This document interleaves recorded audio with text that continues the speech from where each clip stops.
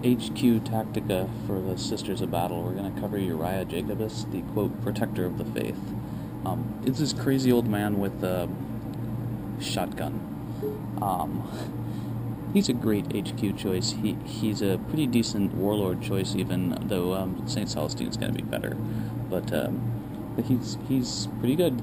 He's definitely most people's second choice for an HQ, or possibly first choice. If you're running a sort of ecclesiastical list. He's infantry, he's independent, so you can connect him to his own unit, you can connect him to a unit like the Imperial Guard, because they're blood brothers. He's got acts of faith. He doesn't have any of his own, but he benefits from that of his unit, and he boosts the likelihood that the act of faith works. So he's very useful when attached to a lot of sisters groups. Particularly a group like the Retributors, where he could get rending on a weapon that he's shooting, including, say, a quad cannon, and that's a pretty solid tactic. He boosts things like the Battle Sisters, in that Uriah has a ballistic skill of 5, so if he's attached to one of them, he's basically twin-linked, because he only misses on one, and he would re-roll ones with their active faith. So he's pretty good. He has Righteous Rage, which means were his unit to be engaged in close combat, it re-rolls all misses on the first round. So that's pretty awesome. And actually, in connection to that, he carries this banner, which is the banner of sanctity, and it's very effective for close combat. It gives the entire unit a +1 attack. It gives them feel no pain. So it's very useful there. Uriah has a few other uses that don't see as frequently as others. You can attach him to a squad of Ogren in the Imperial Guard, and it makes the Ogren, phenomenal in close combat. And he's stubborn, so they're not running. You can attach him to Repentia. And gives him a phenomenal bonus attack and making their close combat better.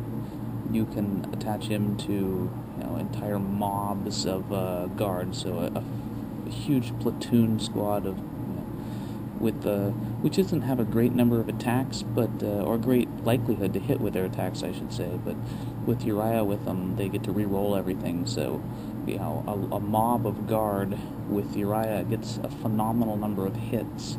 So they're actually pretty good, even though the guard are going to go slow, so it really depends what you're going up against. Other rules for Uriah: he's stubborn, so no matter what, he's going to be leadership 10. He has Shield of Faith, so he has that 6+ invulnerable save. He also carries a Rosaria, so he has a 4+ invulnerable save from that. And he has flak armor on, so he has a 5+ armor save. I don't think you'll ever see that being used, though. While he's alive, he has a special rule called Protector of the Faith, and it's a great rule for sisters if you have a lot of girls that might be using acts of faith, because what this does is it lets the army re-roll for its faith points at the beginning of the round. So let's say you rolled a 1 or 2 in faith points, Uriah lets you re-roll it. So it's very effective. He's carrying a bolt pistol, a chainsword, frag and crack grenades, so he can pretty much damage things in close combat with an armor 12. He could glance with a crack grenade. He can't take a melt-a-bomb, though. And then he has his own special shotgun here, the Redeemer, and the Redeemer is a shotgun with a range 24, strength 4, AP 4, assault 2. So he's got a pretty solid range, and he's usually going to hit things with his ballistic skill 5. Just running through his stats, he's also a weapon skill 5, so he's pretty solid in close combat. But he's only armed with a chainsword or crack grenade. He does have a pistol, though. He's strength 3, toughness 3, wounds 3, initiative 4, attacks 3, leadership 10, which never changes, and then a multitude of saves. So, how is this guy used? He's a great booster for the Sisters of Battle army, because he gives them rerolls on their acts of faith. He's a great independent character to attach to units, because he's got a ballistic skill of 5, so if you're trying to boost a unit's shooting on, say, a quad or Icarus las cannon, he's your man. He can be attached to guard Imperial Guard units, and making them stubborn is pretty darn useful. He's pretty much as good as having a commissar, and he's not going to execute anyone, at least not during the game. He's only 90 points, so it's a pretty good 90-point HQ unit. He's decent in close combat. He's unlikely to run. That 4-up invulnerable save is pretty useful. He's most people's second choice, and he's definitely my second choice for the sisters. If I'm playing a competitive list, I'll take Saint Celestine as the first choice as the warlord, because she can get back up.